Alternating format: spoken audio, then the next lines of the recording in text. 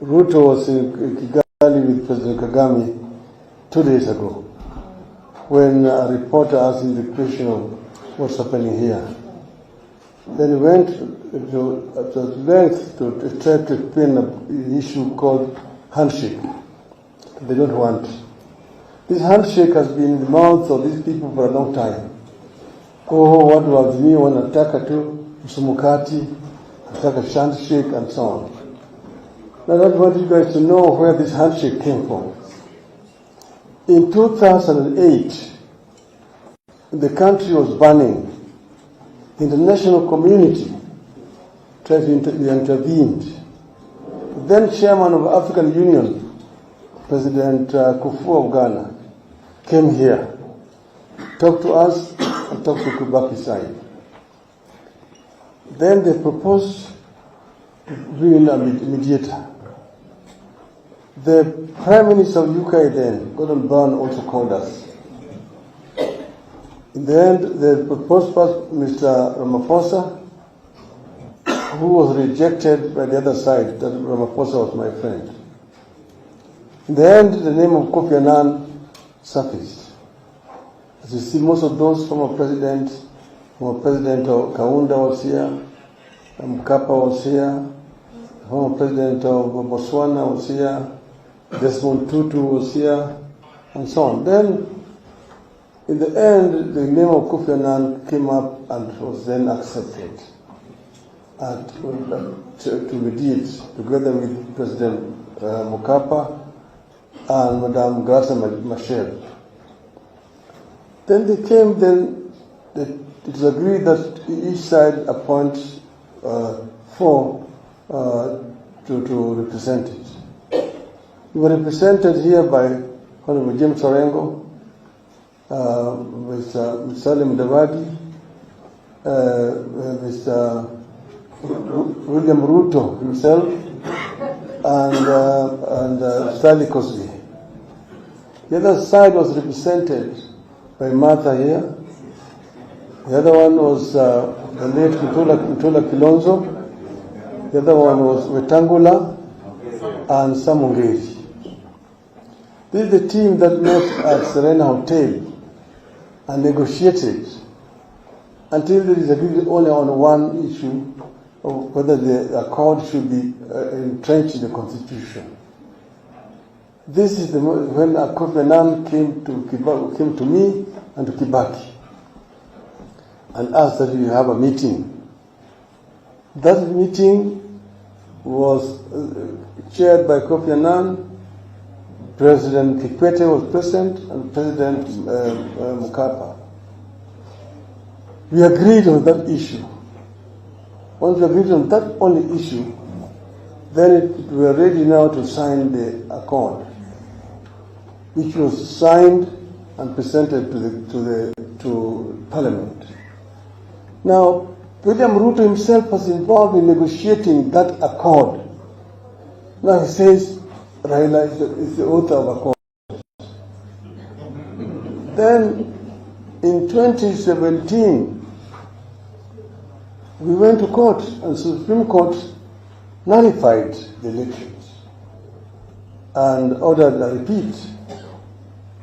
Then we said we went to IBC and we demanded certain reforms to be made before we participated in that election, because they said to go the same way with the same structure will not yield any different results. Doing the same thing the same way, expecting different results. When we then refused to go to elections, we asked our people to boycott. It was boycotted. From the statistics we have, only 17% of registered voters participated, because they came up with a small figure of 38%. Then there was stalemate. Then we said we had been cheated. Then we did the swearing in. Then the country was in a crisis. And it was Uhuru Kenyatta himself who looked for me. And we held lengthy discussions. And he admitted that he knows that he did not win. Because the number of people who went for the repeat were negligible. Then I said, I don't have to be the president of this country. If you agree that we can carry out reforms to ensure that the future elections will be free and fair, I'm ready to work together. And that is what we informed the MOU. It was not a secret. We appointed lawyers who spent time to prepare the MOU. And we changed it eventually. We agreed to sign that MOU. And that is when we went out of the office of the president and shook hands with UHURU Kenyatta. That is the second handshake. But I said, we don't have to have a stake in government. ODM did not appoint a single minister in that government. Neither did we appoint even a permanent secretary or even head of any parastatal.